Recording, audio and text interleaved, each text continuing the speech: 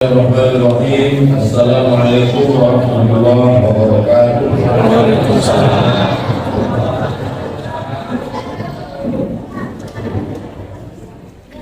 Alhamdulillah.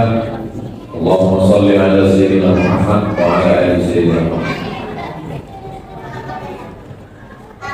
Saya punya anak laki-laki sudah berkeluarga.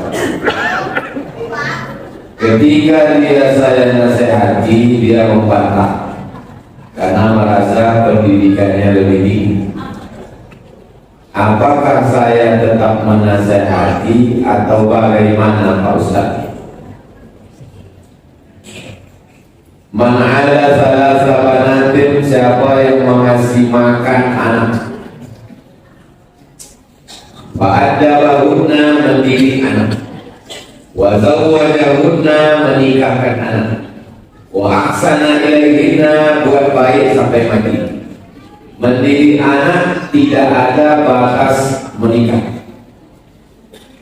Mendidik anak sampai batas 14 tahun. Kalau dalam 18 tahun masuk kamarnya mesti ketuk. 18 tahun bawa pacarnya boleh. Bukan pendidikan Islam, pendidikan kafir yang dimasukkan ke dalam pendidikan Islam. Pendidikan Islam mendidik anak 2 tahun. Kalau dia anak awak mati, nyoman. Nikah anak ibu, dan sudah nikah balik dari bulan maju, balik dari rumah. Jilbabnya terbang, baju ibu melayang. Warna rambutnya tigo, merah kuning labu.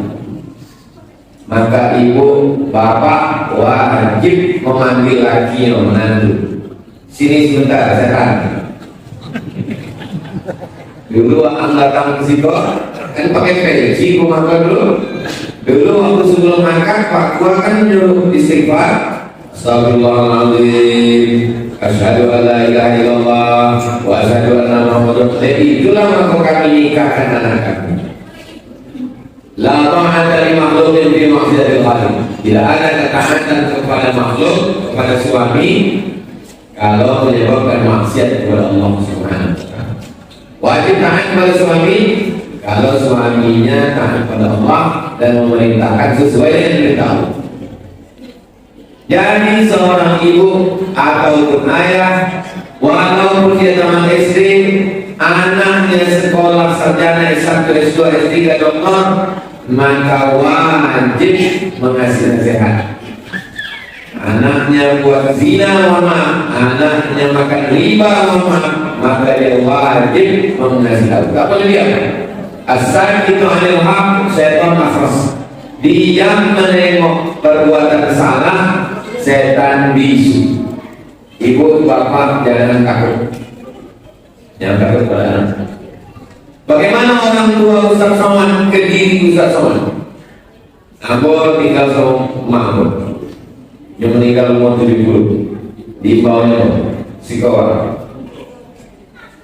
Wah, jangan macam-macam. Selamu amboi. Nanti kalau Allah mati, gue yang macam. Sebab ambo akan ditanya Allah Ta'ala. Ambo jawab, ambo ke Ustaz mah? Ustaz pun ada juga setan. Ambo ke taman Mesir mah? Setannya taman Mesir juga. Lulusan Fir'aun. Ambo ke sekolah. Kenapa anak-anak ini merajalela? Karena orang tua dia. Pak Haji dengan bapak kalau beliau begini-begini, dia sudah dewasa. Tidak ada sudah dewasa. Dalam Islam wajib minal mahdi ilal lahdi, dari buayan sampai ke liang lahat. Bapak membisikkan ke telinganya asyhadu an la ilaha illallah. Bapak juga yang membisikkan nanti waktu dia tahu mati la ilaha illallah. 2 kali bapak membisikkan la ilaha illallah. Waktu lahir sekali, waktu mati sekali. Ibu memandikan dia waktu kecil, ibu juga memandikan jenazah. 2 kali ibu mandikan dia. Sekali mandi waktu ketek, dan kedua mandi jenazah. Selama hayat di kandung badan, selama nyawa masih ada, selama nafas berhembus, orang tua tidak pernah menasehati anak. Saya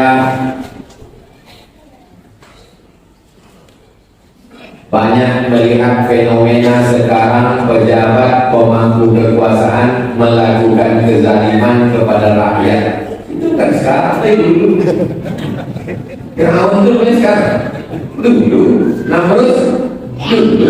Abu Jahal dulu. Sekarang. Tapi dia rajin ibadah. Abu Lahab rajin ibadah. Abu Lahab itu tidak ditulis, kalau ditulis banyaklah haji Abu Lahab lewat. Abu Lahab tinggal di Mekah, minumnya air zam-zam, rumahnya lebih kapal. Firaun itu di pasal Nabi Musa. Firaun itu di rumahnya Nabi Musa juga. Jadi dunia ini dulu sampai sekarang sama saja. Isi dunia kelima.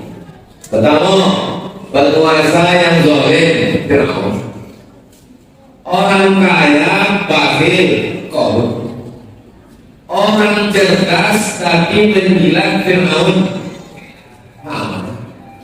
Tokoh agama menjilat kekuasaan, paham. Pejuang kebenaran yang selalu beraniaya. Cuma 5 di sini dan perempuan bini orang 5, bini Rahman, bini Qarun, bini Haman, bini Balam, bini Musa. Apa yang sini? Bukan bau 5 ya. Ada Rahman, ada Qarun, ada Haman, ada Balam. Kalau sibuk, berarti kenapa? Bagaimana rajin ibadahnya? Man sholatuhu la tanhahu 'anil fahsya wal munkar. Siapa yang sembahyangnya tidak mengubah perbuatan keji dan munkar, falam yazid illa mu'min, yang makin jauh dari Allah SWT. Coba tengok 3 ibadah dalam Islam: sholat, puasa, haji. Apa tujuan sholat? Inna sholata tanha 'anil fahsya. Apa tujuan puasa? Kutiba alaikum wasyarakat, kutiba alaikum la'allakum tattaqun. Apa tujuan haji? Allah bilang hajat wala rafasa, jangan jahat seksual, wala fusuqa, jangan jahat non seksual, wala jidal, jangan jahat mulut. Jahat ketiga, pertama jahat mulut kasar, dan kedua jahat seksual. Ada mulutnya baik tapi kasar. Jahat yang ketiga, jahat non seksual. Dibedakan dalam Islam. Tiga-tiga itu jahat, tapi dibedakan. La rafasa, wala fusuqa, wala jidal.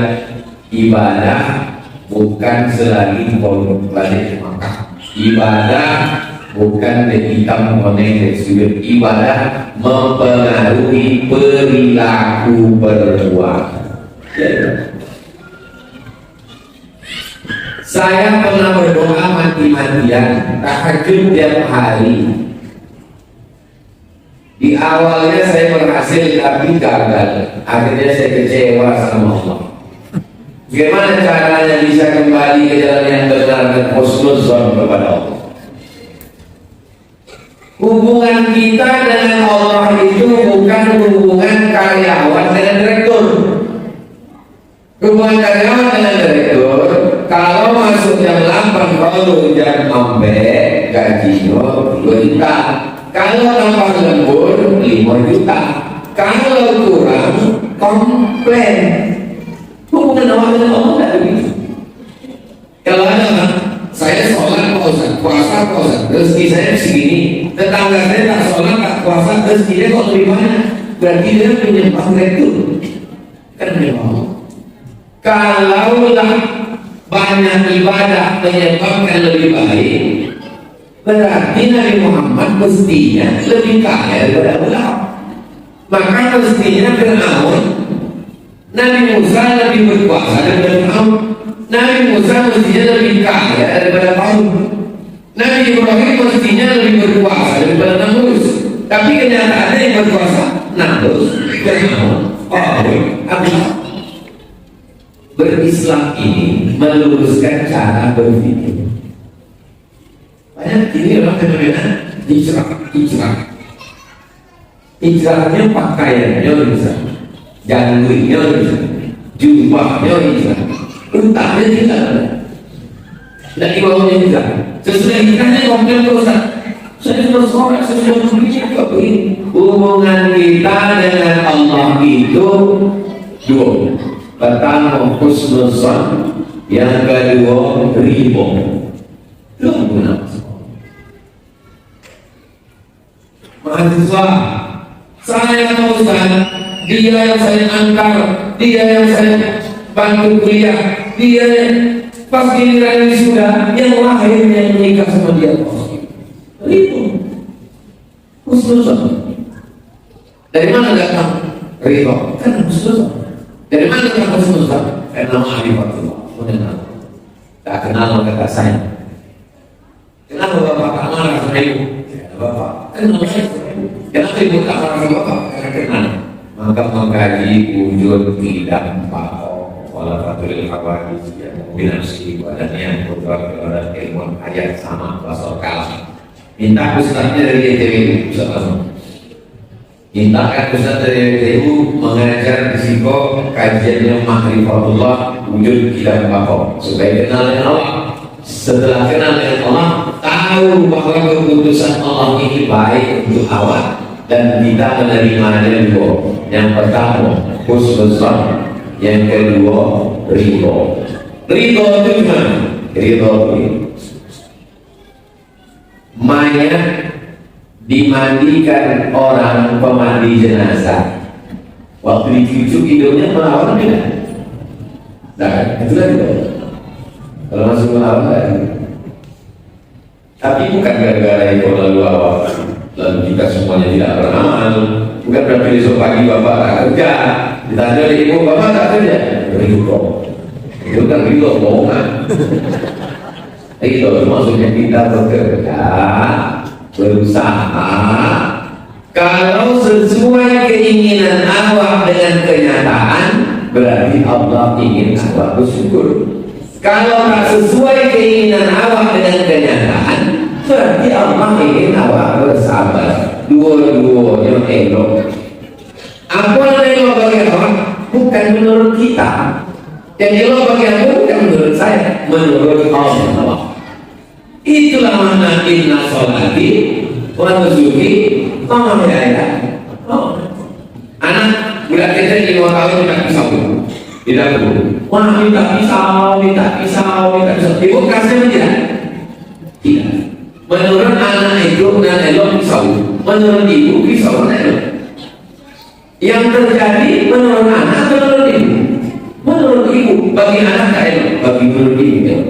Elok dan elok itu menurut awak, menurut Allah. Itu maka kita serahkan semua kepada Allah. Allah. Ini banyak orang berdoa memaksa Allah. Ini yang punya rencana dipaksa oleh Allah. Anak-anak muda yang nikah dipaksa oleh Allah. Allah ingin nikah dengan dia. Kalau dia tak jodoh kamu jadikan dia jodohnya. Kalau ada jodohnya matikan dia jodohnya. Itu bukan tahu. Hubungan awak dengan Allah bukan hubungan awak sama Allah bukan antara pejabat dengan ASN. Hubungan awak dengan Allah bukan antara direktur dengan karyawan. Hubungan awak dengan Allah husnul dzan dan setelah ikhtiar. Kalau tak pakai ikhtiar jabariyah. Kalau tak ada ikhtiar qadariyah. Kalau ikhtiar baru ridho ahlus sunnah wal jamaah. Tidak ada pakai ikhtiar, ridho saja, jabariyah. Tidak ada pakai ridho, ikhtiar saja, qadariyah. Berikhtiar setelah itu tawakal kepada Allah, ridho. Itu namanya ahlus sunnah wal jamaah. Awak kamu rencana awak setelah itu kau serahkan kepada Allah. Bagaimana cara kita sebagai remaja milenial membangun identitas diri di era globalisasi untuk menyesuaikan diri, dan peran apa yang bisa dilakukan di komitmen yang baik membawa perubahan positif di masyarakat. Membangun identitas diri di era global ini pergaulan jaga 3. Pergaulan lingkungan dekat masjid datang masjid. Pergaulan di tempat kerja, di kampus kalau masih kuliah, dekat dengan rohis, dekat dengan pemuda hijrah. Lingkungan yang ketiga, sosial media, grup-grup WhatsApp tengok. Ini grup Jannatul Firdaus atau grup Jahannam Khalidina Fiha, grup SD, grup SMP, grup alumni, grup kekeluargaan, grup geng, grup yang membuat awak makin dekat dengan Allah atau makin jauh. Ini menyesuaikan. Bagaimana pemimpin bisa membawa positif di masyarakat? Ada perbuatan yang tak bisa dilakukan orang kaya, yang tak bisa dilakukan ustaz, yang tak bisa dilakukan pejabat biasa, tapi hanya bisa dilakukan pemimpin. Apa dia? Menggunakan kekuasaan menolong agama. Orang berobat mahal, kasihkan ambulan gratis, kartu sehat, berobat sehat. Apa yang bisa dilakukan? Kirimkan mahasiswa ke Al-Azhar Mesir 10 orang setahun. Setelah dia belajar Mesir 4 tahun balik, buatkan Islamic Center, TK, SD, SMP, SMA, sekolah tinggi agama Islam.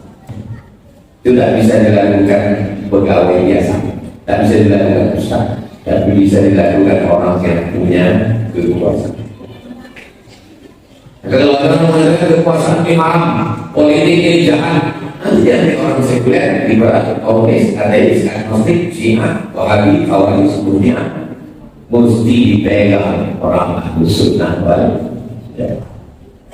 Apakah itu kewajiban sholat zuhur bagi wanita kalau ikut sholat berjamaah Jumat?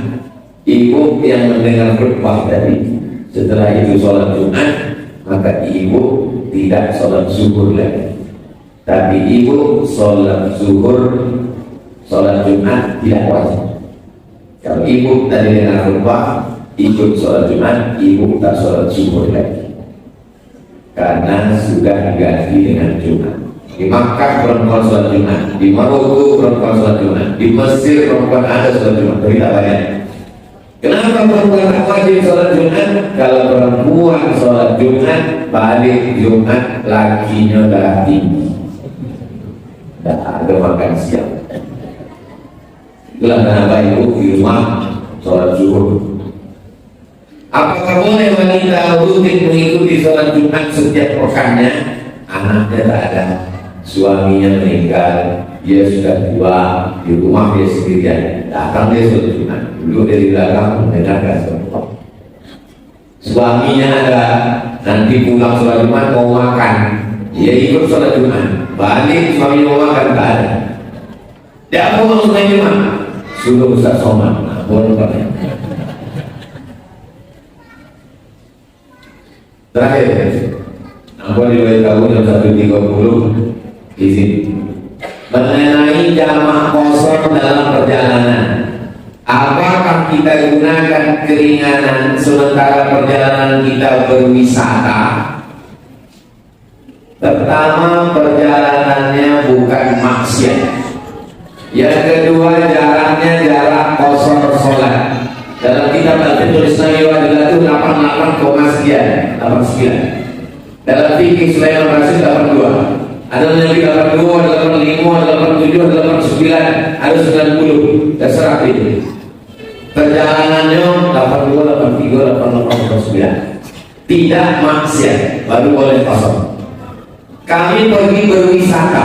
Berwisata tidak maksiat, kecuali anak laki-laki SMA dengan anak perempuan bercampur aduk, pacaran, berwisata. Itu bukan berwisata, itu maksiat.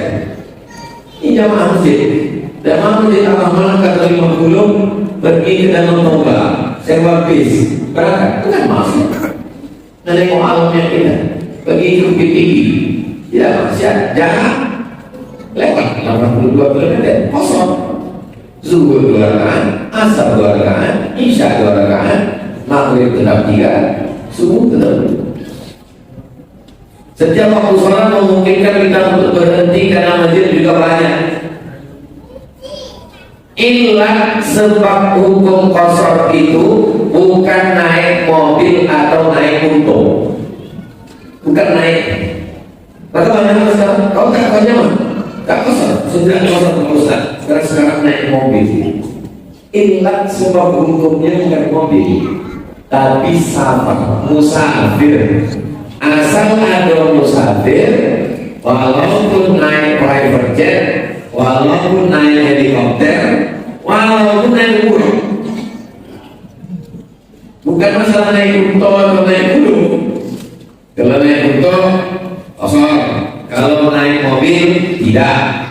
Itu bikin masa kelima tuh. Yang penting ada musafir.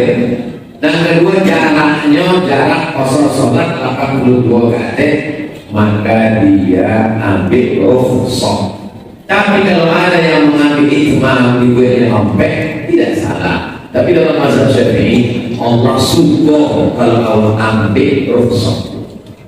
Aku bisa bicara sama Ustaz Anwar, aku sama Kiai Haji Dr. Anas. Aku suruh jamaah. Mereka boleh sampai. Mereka tidak mengejek Ambo dan Ambo pun tidak mengejek mereka. Mereka bilang sama-sama tak. Atau tidak ada menyindir. Ustaz, gue lah dulu, bukan Ustaz. Mereka pun tidak ada menyindir. Ustaz kan tidak naik untuk, gue lah sampai. Itulah pentingnya sama-sama. Jadi kalau Ustaz, kalau sakit, kalau mau kosor dua kali. Kalau pernah mau naik mobil, kalau pernah mau naik pesawat, kalau pernah mau naik helikopter, mobil itu bisa berhenti karena sebabnya itu pertama musafir, yang kedua jarak yang sudah lewat, jarak kosong. Gimana sebaiknya kosong? Ya sebaiknya kosong. Tapi saya tak mau kosong, tak usah kosong. Boleh tahu, oke. Tapi tidak menyalahkan orang karena perbuatan itu tidak sama. Mudah-mudahan Allah sudah ada istiqomah. Ala hasimian dunia baik-baik al-Fatihah. A'udzubillahi minasyaitonir rajim. Bismillahirrahmanirrahim. Alhamdulillahi rabbil alamin. Arrahmanir rahim. Maliki yaumiddin. Iyyaka na'budu wa iyyaka nasta'in. Ihdinas siratal mustaqim. Siratal ladzina an'amta 'alaihim ghairil maghdubi 'alaihim waladdallin. Amin. Allahumma anzil rahmata wa salamata wal barakata 'ala hadhihi al-jamaah. Turunkanlah keselamatan, rahmatan, keberkahan kepada seluruh jamaah. Allahumma anzilna muzzalan mubarakan wa anta khairul munzilin. Dapatkan kami di tempat yang baik. Engkau masih baik-baik tempat. Allahumma difa'al al-ghala wal-wabah wal-fahsya wal-riba wal-zina wal-munkar. Selamatkan kami dari narkoba, dari zina, dari riba, dari perbuatan keji. Waktu bismillahirrahmanirrahim amalan. Tutup umur kami dengan husnul khatimah. Rabbana hab lana sholihin, jadikan anak keturunan kami anak yang soleh dan solehah. Rabbana hab lana dzurriyyatan thayyibah, jadikan anak cucu kami sampai hari kiamat baik-baik semuanya. Rabbana hab lana min azwajina wa dzurriyyatina qurrata a'yun, jadikan pasangan hidup kami, suami istri dan suami dan istri qurrata a'yun, sejuk dipandang mata dan menenangkan hati kami. Allahumma kama ja'alna fi hadzal makanin mubarak, sebagaimana Kau kumpulkan kami di tempat yang berkah ini, fajma'na ma'a Habibul Mustafa bi jannatikal aula. Kumpulkan kami nanti di surga Jannatul Firdaus bersama Nabi Muhammad sallallahu alaihi wasallam. Rabbana atina fid dunya hasanah wa fil akhirati hasanah wa qina adzabannar. Wa sallallahu ala sayyidina Muhammad wa ala alihi washabbihi wasallam. Alhamdulillahi rabbil alamin. Taqabbalallahu minkum. Nanti malam Abang bersekolah di Masjid An-Nur, maghrib berjamaah. Ada Habib Muhammad bin Anis dari Malang, ada Ustaz Salim Abdillah dari Yogyakarta, ada Ustaz Lukman Hakim dari Pontianak, ada Ustaz As'ad Latif dari Makassar, ada Ustaz Somad dari Bomahan. Anak kamu yang diberi selasi, thank you dan terima kasih. Assalamualaikum warahmatullahi wabarakatuh.